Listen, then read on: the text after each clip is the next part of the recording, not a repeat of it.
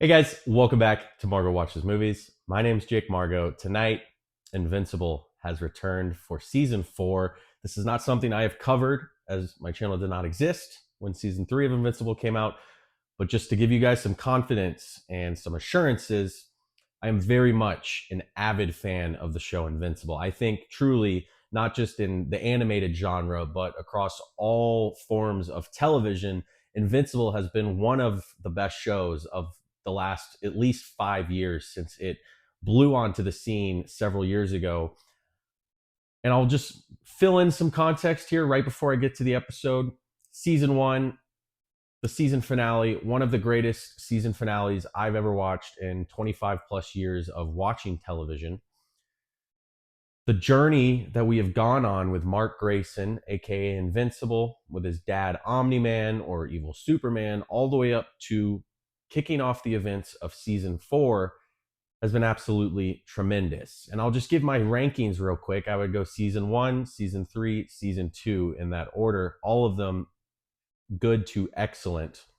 And kicking off where we left off at the end of season 3 after that epic episode long spectacle of a battle between Mark and Conquest, one of the evil Viltrumite from his father's empire.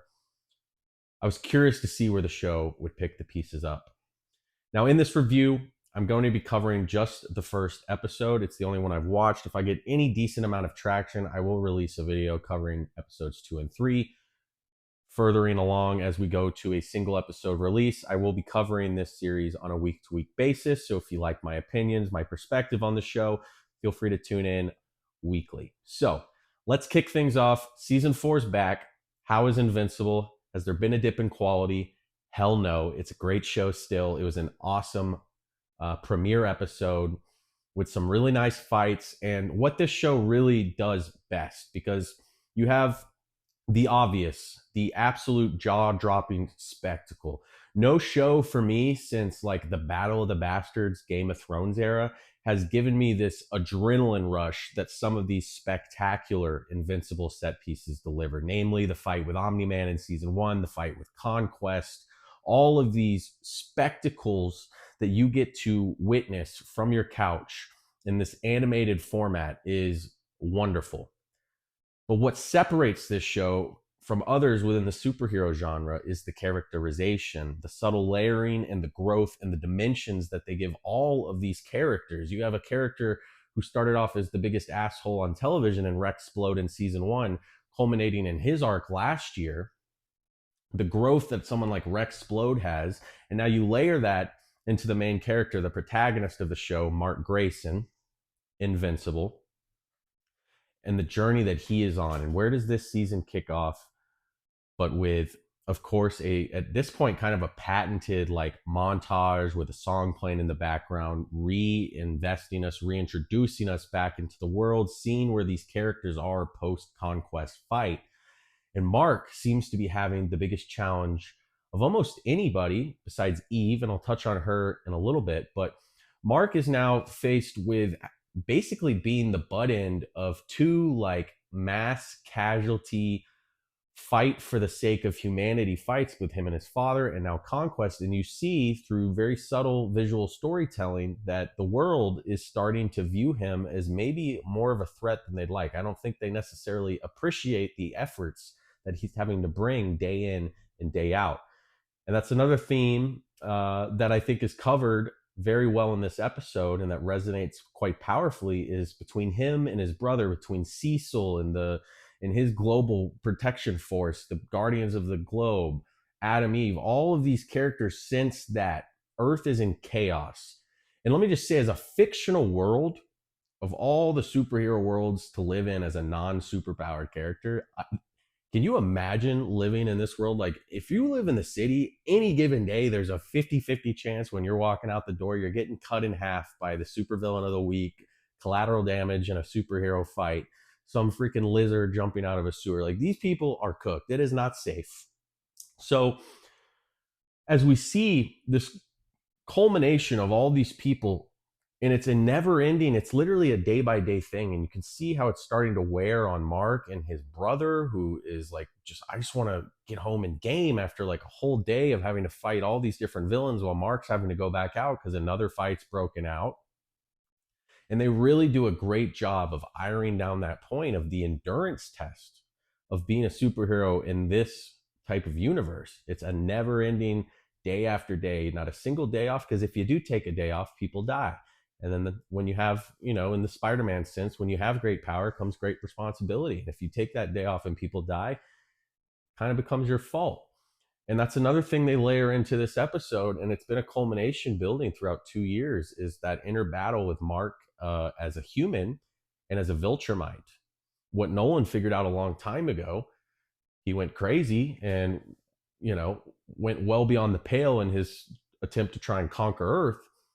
But Nolan was not a guy that left bad guys in handcuffs and sent them to prison for the most part. And it's kind of that theme that's been explored throughout the history of Batman, where at what point does Mark have to stop arresting people just so they can break out and kill more people?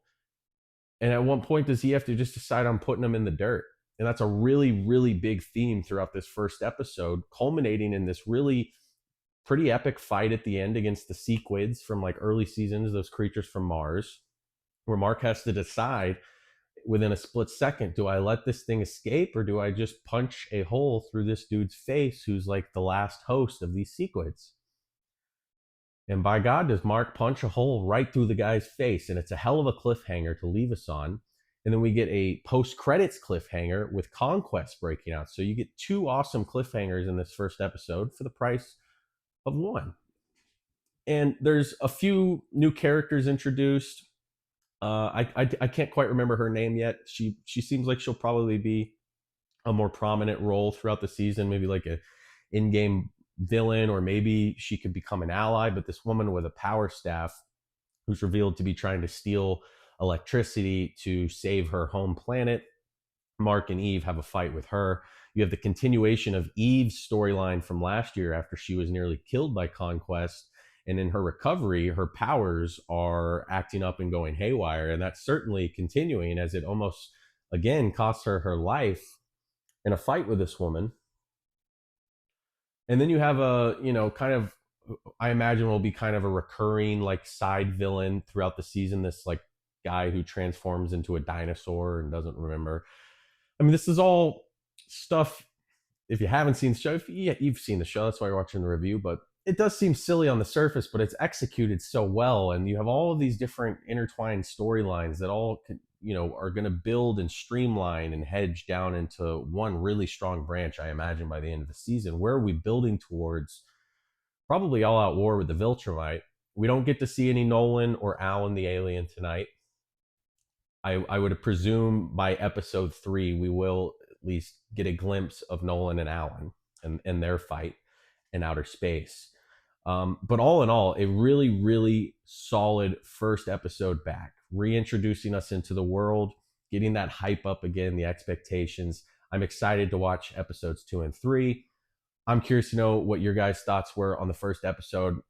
How much do you love Invincible? I really, really love this show. I mean, I genuinely, it's one of those where I'm just like anticipating it on a week to week basis as the show runs. And I'm so glad that they really cut down that window. I know the animation takes a lot of work and a lot of effort. So to see them kind of get a new season out within a 12-month window, hats off to the whole team, the production team, the animators. I mean, great job cutting down from 18 months. So Invincible's back. There's no dip in quality as far as I can tell in the first episode. It's going to be another really exciting season. We have some really interesting directions they're taking Mark after that fight at the end, where again he says to hell with it and kills this guy who is technically an innocent, but it was to save many more lives. So we'll see how that story and that character development for Mark, which way it goes, because he does have Viltrumite in him, and Viltrumite ain't nice. So that's about my 2 cents tonight. Give me a like if you enjoyed the review. Subscribe. I will be doing these weekly, so if you want to follow up. I remember the first few seasons watching Invincible, there weren't many people covering it for I thought how good a show it was. So at the worst case, you'll have me on a week to week basis. So Again, my name is Jake Margot. This is Margot Watches Movies. I really appreciate you tuning in, and we'll see you next time, guys.